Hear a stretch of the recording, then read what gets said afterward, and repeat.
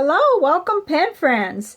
We are off onto another ink series, ink profile series, and it's going to be all about Ink Flight 21. So all of these inks are from Robert Oster Company, and we're starting right in with Robert Oster Opal Green, which is this one right here, and got lots to say about it, even though green is not really my favorite color, but I've got a couple of theories on it, you know, why it's so hard for me to find a green that I like.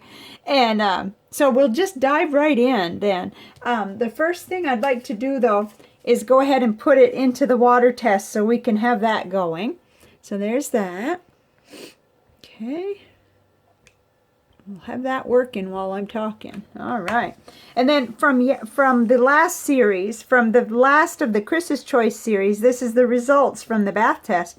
It was 100% waterproof. You can't really even tell, except maybe the papers are just slightly crinkly, that Blackstone Barrister Violet was in the water, but it sure was, and it retained its color and completely looks great. So that's the result from that.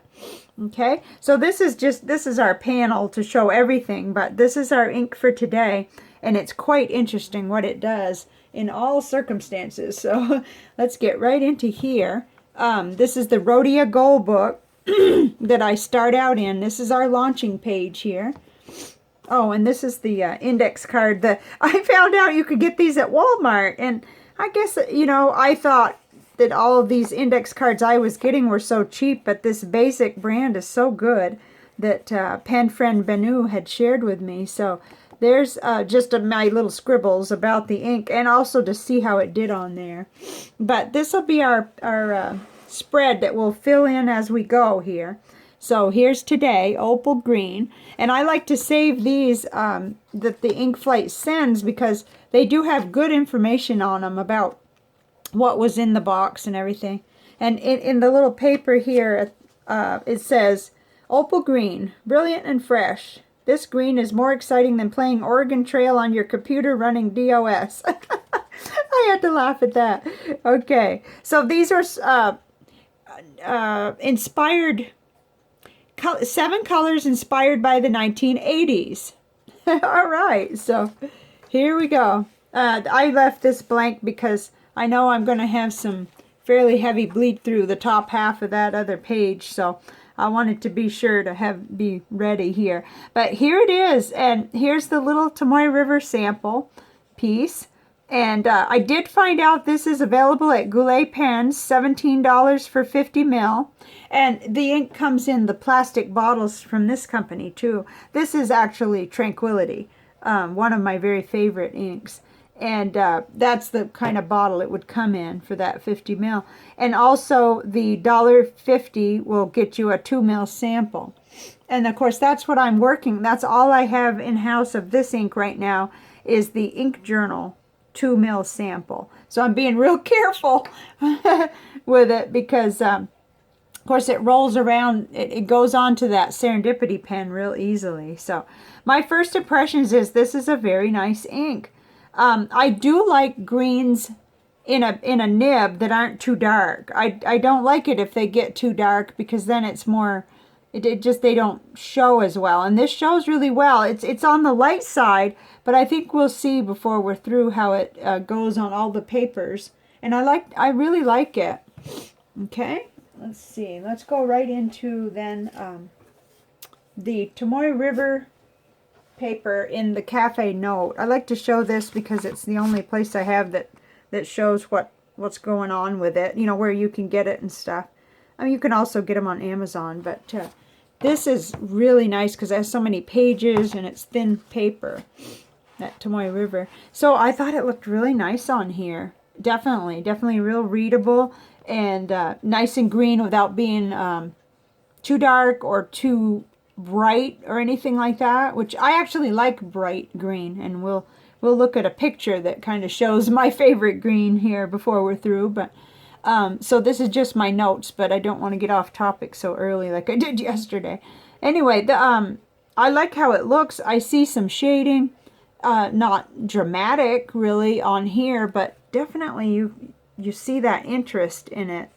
and the variance in the color. And that's a broad nib in the Serendipity, so I'm going to stick with that as long as I can, you know, as long as it holds up.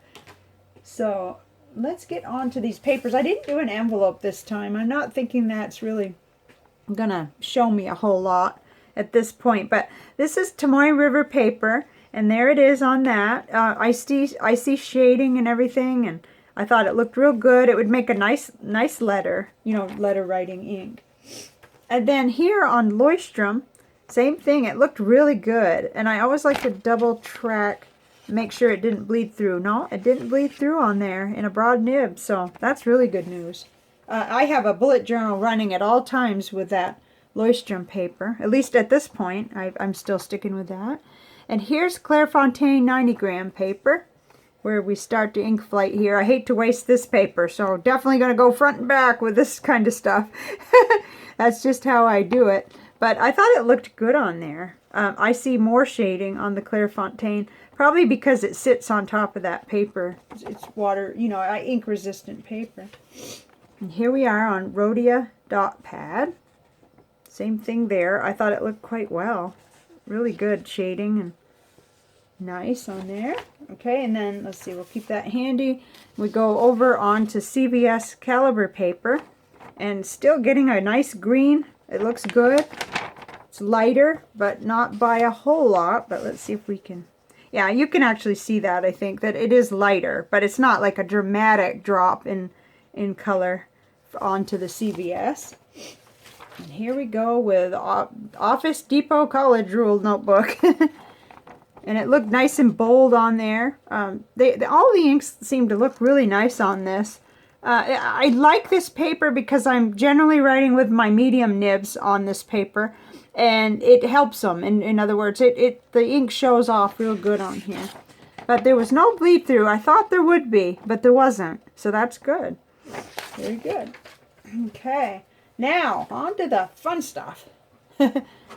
Not that it isn't fun to see how it looks out of a nib, but for me, for this particular color, it's more fun for me to see okay, so that's typical fountain pen ink. It's pretty much done a vanishing act on us, but that's okay. Okay, so actually we'll use that. That'll come in real handy as a little leveler there, so that it's not quite at such a slant. I mean, it is at a slant, but that'll even it out for you. Okay, so here it is right here, Robert Oster Opal Green. And certainly when I see how it reacts with water, I can see why they labeled it Opal Green. And we'll look in a crystal book at the end, and I'll show you. But it's just really pretty. It's subtle, and yet this ink shows up. It doesn't completely wash out, I think. And in my collection of ink samples, and I'll actually show you that toward the end too if I have enough time, filming time. I actually felt like Lamy Green was the closest I had, which is not really, you know, a good comparison, but it's the closest I had. And when Monteverde Yosemite Green is put with water, you get some startling similarities, even though when you look at the actual color, you're just way more traditional dark green in the Yosemite. So that was interesting. Now over here, I kind of veered off into my problem with green is that I get so confused about green and blue. In fact, I had a car once, and I can't find a picture of it, but my son and I had an ongoing argument for years about, I said it was a blue car, and he said it was green. And I never could ever get over that. But anyway, I wish I could find that picture. It's around here somewhere. You know, not that, I mean, the argument is never going to be solved, I guess, because actually it just, the eye of the beholder, I guess. But we do kind of get off more into, I mean, you could still see the green in Diatramentis mint turquoise, but I start to feel like, wait a minute, it says palm green, but to me it looks blue. So that may be why my son and I had that, you know, disagreement about my Nissan Sentra that was, it said something to do with blue in the color from the factory. But anyway, I'll let that go. He's probably right, and I probably have some kind of semi-color blindness. I don't know. I really like this one, Robert Oster Green Lime. We did this during 30 Inks 30 Days, but it was before I started doing panels, I think, because I couldn't find a panel with the green on it. So this is a day for green. You know, I got out everything I could kind of thought was anywhere near it, and I'll show you the other rejects there in a minute, but it was fun to do this comparison. I actually really like this KWZ green number 5, and that does come very close to what I would call my idea of green, you know, like Vermont green or tree green, or not even grass, because what I think of as green is the Green Mountains, you know, the green of my home state. And so that's where it kind of comes in, where what I'm kind of looking for. And also during like May and June in Vermont, you'll see just such brilliant green. It's almost unreal, like supernatural green or something. So, and it'll go into this kind of green. But the picture I have was probably in June, and well, I'll just get it. I'll just show it. Let's see.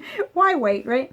So, you know, this is kind of the green from the trees up where I'm from, that I think that I really am attached to that kind of shade of green. And so, you know, it varies so much. It goes from the very lightest, you know, when the sun is on those leaves, you know, sun makes it look just light green, and then it goes all the way to that very darkest, which I don't have on here because I was trying to match up with Robert. That was wood that I actually stacked, and it was like, I think there's maybe 7 cord that fit in that shed. It was a deep shed. And then I thought we were done, and then no, there was more. So there ended up being 3 of these 1 cord stacks too. But I did it anyway. I did it because, you know, I had to do my part, you know, and my brother did all the tree cutting and the splitting and with a chainsaw, and then the splitter, and then I had the easy part. So I guess I was in better shape then. Okay, I'm getting way out of track. Okay, so let's look at what happened when I put water down first. That's when we really got to see the opal-like effect, because I have not got an opal in my crystal collection, but I have seen my friend Karen's collection, and I've seen how beautiful and how swirly the colors are in an opal crystal. And definitely they named this well. I mean, look what happened. It got all kinds of little different shades of green coming out, and blue as well. Definitely you can see the blue, and made me wonder if that's why, you know, like some of these on the end here, these 3, you know, there are some parts of that come out in the chromatography of this opal green. So I was excited about that. I guess, you know, I'm just kind of a watercolor person at heart or something, because I really liked this. This was a lot of fun. So, oh wow, I just got all wound up. Let me go ahead and do what I was thinking about. I'm going to show you what I kind of went through with the green, like how I organized my green and stuff real quick. Because now you've seen it. If you need to depart, I understand. I know these get kind of long sometimes. Okay, so what I have is the shot box with my samples of the green, and of course I've got some stray around that are being worked on for special projects, but I go through and I pull them out and put them on the panel when I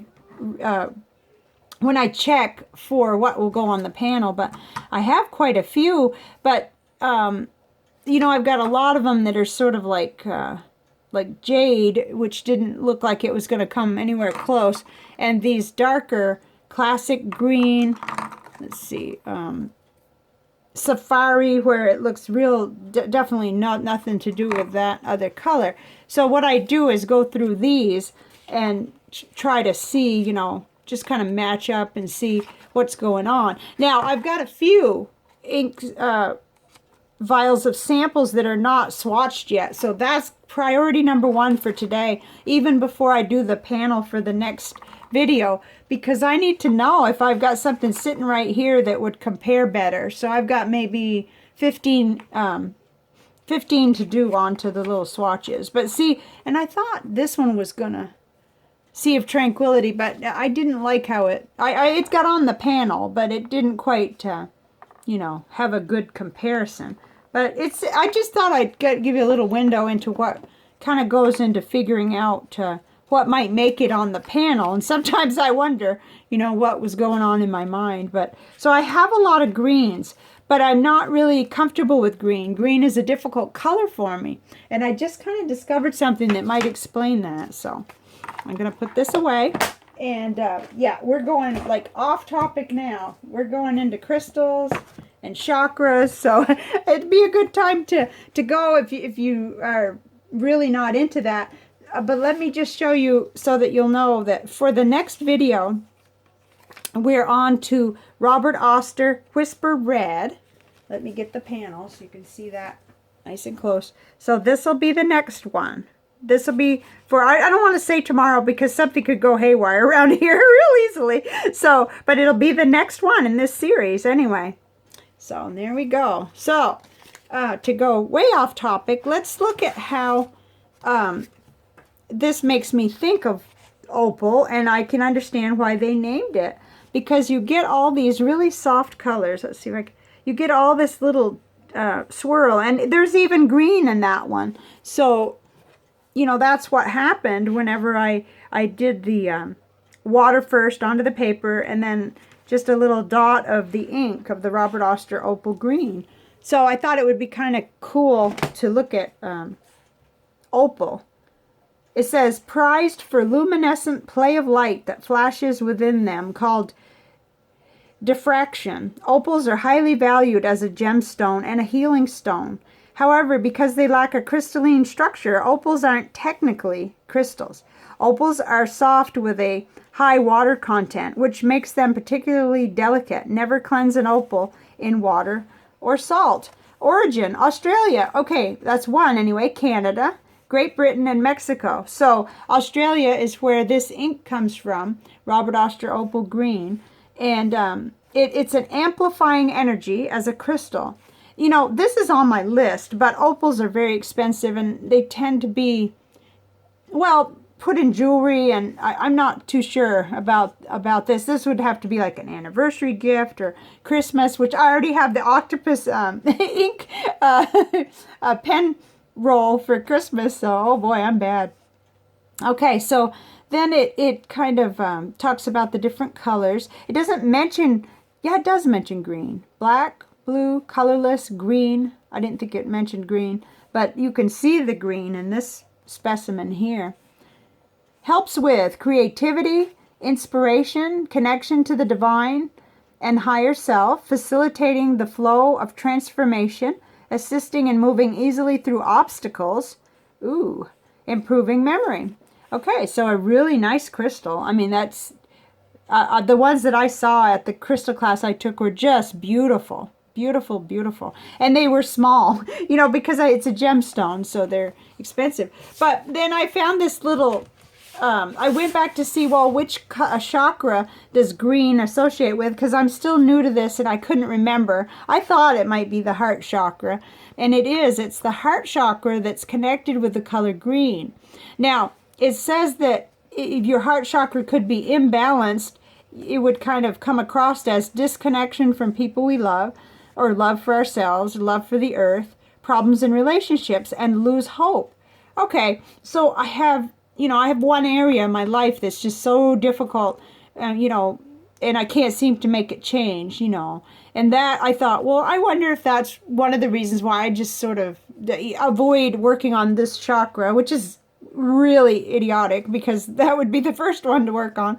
But it talks about things you can do, like you can do yoga, massage, healing, touch, walking, dancing. And then it talks about care of the self, prayer, healing, you know, all kinds of things you could do. And this is very abbreviated. Actually, the book that I like to work in gets right down to journal questions, things like that, which ties into pens because, oh dear, I'm really wild today on this video.